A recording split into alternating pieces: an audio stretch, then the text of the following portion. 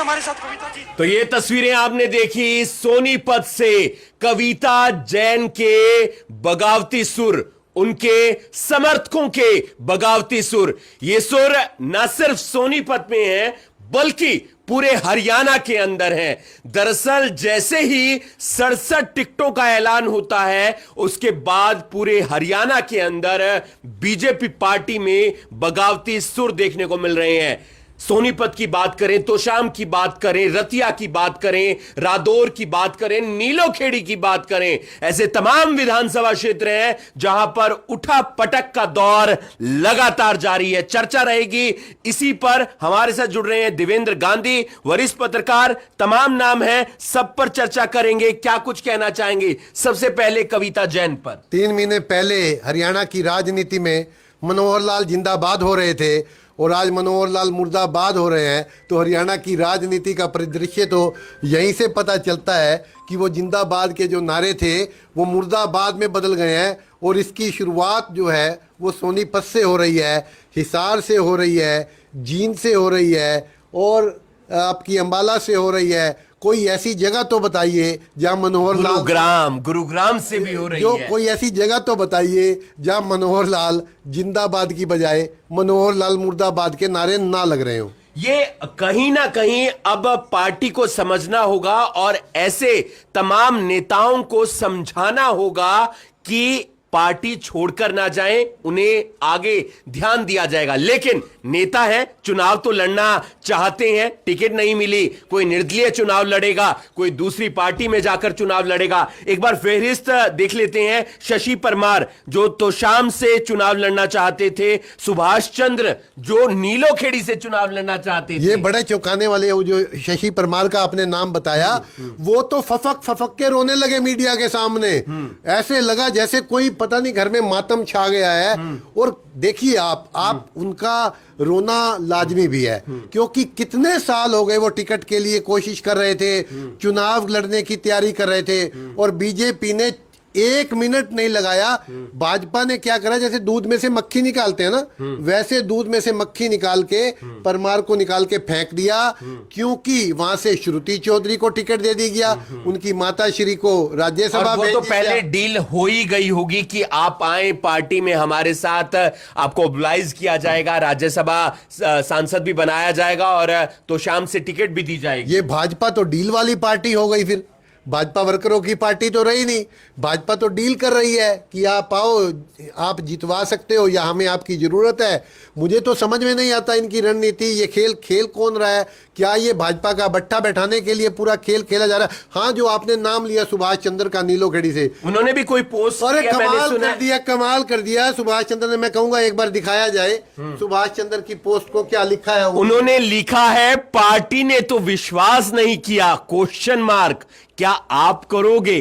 Question mark, आपकी ताकत ही मेरा विश्वास बनेगा। आपका सेवक सुभाष चंद्र बीजेपी के हर कार्यक्रम में नजर आते थे और इन्हें स्वच्छ भारत मिशन का वाइस चेयरमैन भी नियुक्त किया हुआ था। लेकिन टिकट के दावेदार थे, नीलोखेड़ी से आरक्षित सीट है, टिकट मिल गया भगवान दास कबीरपंथी को। गजब है ये गजब चल रहा है हरियाणा में। राजनीति का माहौल जो चल रहा है, सियासत का जो माहौल चल रहा है। सुभाष चंद्र जो कि स्वच्छता मिशन के वाइस प्रेसिडेंट है हरियाणा में, गाड़ी मिली हुई है, गनमैन मिला हुआ है, 10 साल तक मौज काटते रहे। और अब देखिए ना, भगवान दास कबीरपंथी को टिकट मिली, घर पर बताया जा रहा समर्थकों की बैठक चल रही है और आजाद भी ताल ठोक सकते हैं। आजाद भी ताल ठोकेंगे तो फिर बीजेपी पार्टी को नुकसान होगा। नीलोखेड़ी सीट पर नवीन गोयल और सावित्री जिंदर। नवीन गोयल गुरुग्राम से, उन्होंने अपना रोड शो भी निकाला और उसके साथ साथ तमाम और जो पदाधिकारी हैं बीजेपी पार्टी के, उन्होंने भी इस्तीफा दे दिया है नवीन गोयल के साथ। पता नहीं, समझ में नहीं आ रहा कि क्या हो क्या रहा है भाजपा में, कि नवीन गोयल बहुत मजबूत आदमी और बहुत टाइम से तैयारी कर रहे थे वहां से और पार्टी के एक स्तंभ थे। उनके साथ 50 लोगों ने रिजाइन किया है, उनके साथ 50 लोगों ने पार्टी से रिजाइन कर दिया है। और एक बहुत बड़े वाला डेंट जो है, डेंट नहीं कि गाड़ी चिप भी नहीं हो जाती, जैसे बोनट चिब्बा हो जाता है पूरा का पूरा। डेंट तो छोटी मोटी बात होती है भाई, गाड़ी हल्की फुल्की लग गई, यहाँ तो पूरा बोनट ही उखड़े जा रहा है, छत ही उड़ रही है। कविता जैन के बारे में बात करते हैं। सोनीपत से वो विधायक भी रही हैं, मंत्री भी रही हैं। पिछली बार टिकट मिला, हार का सामना करना पड़ा, कांग्रेस का वहां से विधायक बना। इस बार भरोसा नहीं जताया पार्टी ने। निखिल मदान वहां के मेयर है, शायद मेयर है, उन्हें टिकट दे अभी दिया। पार्टी में शामिल हुए थोड़े हैं, दिन पहले ही, महीना 2 महीना हुए हैं, अभी पार्टी में शामिल हुए हैं। लॉटरी लगी उनकी तो, और लेकिन लॉटरी पूरी तरह से नहीं लगी अभी, क्योंकि लॉटरी तो इस बात की लगी कि उनको टिकट मिला, लेकिन लॉटरी तो उसकी लगती है जो जीतता है। खाली टिकट मिलना ही तो लॉटरी नहीं होता ना। मेहनत करेंगे तो क्या पता जीत भी जाए, लेकिन अगर कविता जैन और उनके परिवार को नहीं मनाया गया तो निखिल मदान के लिए भी ये तमाम मुश्किलें खड़ी हो अब जाएंगी। कैसे मनाया जाएगा? मनोहर लाल मुर्दाबाद के नारे लग रहे हैं उनके कार्यक्रम में, वो रोई हैं और उन्होंने कहा है कि पार्टी ने उनके साथ धोखा किया है। इतने लंबे पुराने समय से वो भाजपा से जुड़े हुए हैं।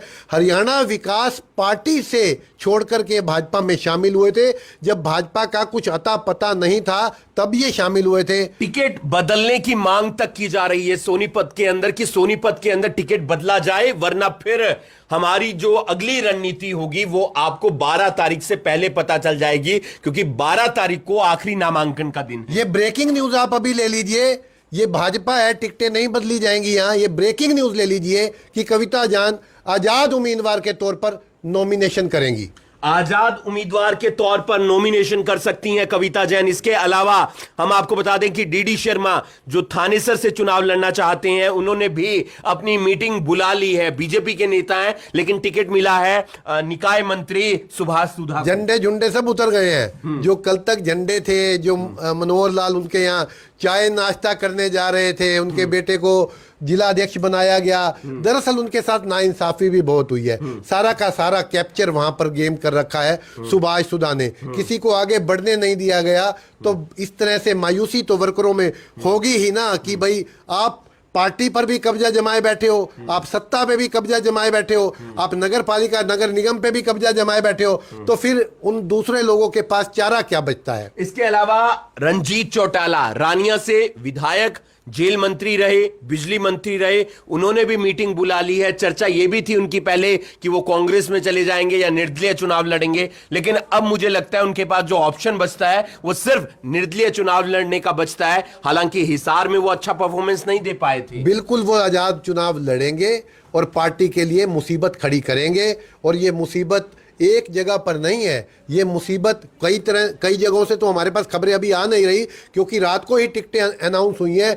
सुबह से लेकर रात से ही लोग अपनी अपनी मीटिंगें कर रहे हैं, अपने समर्थकों की राय ले रहे हैं। आप हरियाणा में ये पहली बार देखोगे जब भाजपा खेमे से जुड़े हुए जो लोग हैं, जो भाजपा में थे, और वो बड़ी संख्या में लगभग हर कंस्टिट्यूंसी पर भाजपा में बगावत दिखेगी और वहां से आपको आजाद उम्मीदवार चुनाव मैदान में उतरते हुए दिखाई देंगे। और लक्ष्मण नापा कांग्रेस ज्वाइन कर चुके हैं। ये पहले ऐसे नेता हैं जिन्होंने समय भी नहीं दिया और टिकट नहीं मिली, भाजपा छोड़कर कांग्रेस ज्वाइन कर ली। बाकी अभी विचार विमर्श कर रहे हैं कि क्या करना है, लेकिन उन्होंने विचार अपना पूरा कर लिया। विकल्प तो है ही नहीं उनके पास। जब आप एक जगह से दुत्कार दिए जाते हो, फटकार दिए जाते हो, तो फिर आपके पास ऑप्शन बचता क्या है? तब आप दूसरी जगह जाते हो। मजबूर किया गया कि उन्हें आप जाइए, उन्हें घर छोड़ने के लिए। देखिए भाजपा में जो कुछ हुआ, ये भाजपा के कार्यकर्ताओं को, आप एक बात को समझिए कि भाजपा के जो पुराने कार्यकर्ता थे,